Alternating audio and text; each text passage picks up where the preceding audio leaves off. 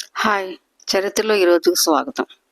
స్వరాజ్యానికి స్వరం, సంస్కరణల శిఖరం స్వామి దయానంద సరస్వతి. భారతదేశ ఆధ్యాత్మిక మరియు సామాజిక చరిత్రలో ఫిబ్రవరి 12, 1824 ఒక సువర్ణ అధ్యాయం. గుజరాత్లోని టంకారాలో జన్మించిన మూలశంకర్ అనే బాలుడు కాలక్రమేణా స్వామి దయానంద సరస్వతిగా మారి భారత సమాజాన్ని నిద్రలేపారు. ఆయన కేవలం ఒక సన్యాసి మాత్రమే కాదు, భారత స్వాతంత్ర కాంక్షను రగిల్చిన మొట్టమొదటి విప్లవకారుడు కూడా. ఒక శివరాత్రి రోజున శివలింగంపై ఎలుకలు తిరగడం చూసి నిజమైన దేవుడు ఎవరు అనే ప్రశ్న ఆయనలో మొదలైంది. ఆ సత్యం కోసం 21 ఏళ్ల వయసులోనే ఇంటిని వదిలి దేశాటన చేశారు. చివరకు మధురలోని స్వామి విరజానందుని వద్ద వేద విద్యను అభ్యసించి అజ్ఞానాన్ని పాలద్రోలుతానని గురువుకు మాట ఇచ్చారు. 1887లో ఆయన స్థాపించిన ఆర్య సమాజ్ హిందూ ధర్మంలోని మూఢనమ్మకాలను తొలగించడానికి ఒక శక్తివంతమైన సాధనగా మారింది. ఆయన నినాదం వేదాలకు తరలిపొండి, బ్యాక్ టు వేదాస్. ఆయన రాసిన సత్యార్థ ప్రకాష్ గ్రంథం నేటికి కోట్లాది మందికి మార్గదర్శిగా ఉంది.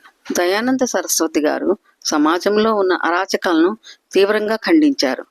కుల వివక్షను వ్యతిరేకించారు. మనిషి పుట్టుకతో కాదు, గుణకర్మాలతోనే గొప్పవాడు అవుతాడని చాటి చెప్పారు. స్త్రీలకు కూడా వేద విద్యను అభ్యసించే అధికారం ఉందని, వారికి విద్య ఎంతో అవసరమని గొంతెత్తి చాటారు. విగ్రహారాధన, జంతు బలులు మరియు బాల్య వివాహాలను వ్యతిరేకించి పోరాడారు. గాంధీజీ కంటే ముందే స్వరాజ్యం అనే పదాన్ని వాడిన మొట్టమొదటి భారతీయుడు దయానంద సరస్వతి. విదేశీ పాలన కంటే స్వదేశీ పాలనే మేలు అని ఆయన నిర్భయంగా ప్రకటించారు. అది అప్పట్లో స్వాతంత్ర సమరయోధులకు గొప్ప స్ఫూర్తినిచ్చింది. ఆయన ఆశయాలకు అనుగుణంగా వెలిసింది డిఏవి విద్యా సంస్థలు.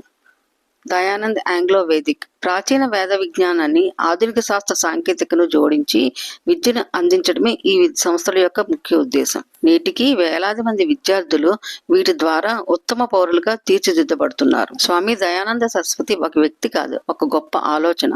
అంధవిశ్వాసాల చీకట్లో మగ్గుతున్న భారతీయులకు అది ఒక వెలుగు దివ్య. ఆయన జన్మదినం సందర్భంగా ఆయన ఆశయాలను స్మరించుకోవడం ప్రతి భారతీయుడి బాధ్యత.